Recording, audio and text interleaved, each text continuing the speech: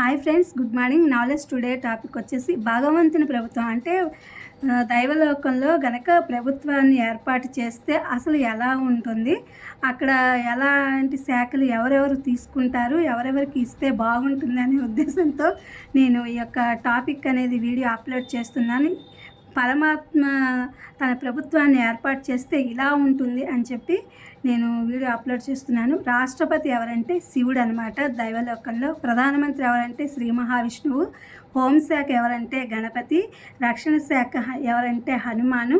సాంస్కృతిక శాఖ ఇంద్రుడు. విద్యాశాఖ సరస్వతి. సమాచార శాఖ నారదుడు. క్రీడాశాఖ శ్రీకృష్ణుడు. విద్యుత్ ఆరోగ్య శాఖ సూర్యుడు. జల వనరుల శాఖ వరుణుడు. మానవ వనరుల శాఖ బ్రహ్మ. న్యాయశాఖ యముడు. ఇది నేను వీడియో అప్లోడ్ చేశాను. Please my channel like, share, subscribe and comment. Thank you for watching. Thank you for your support.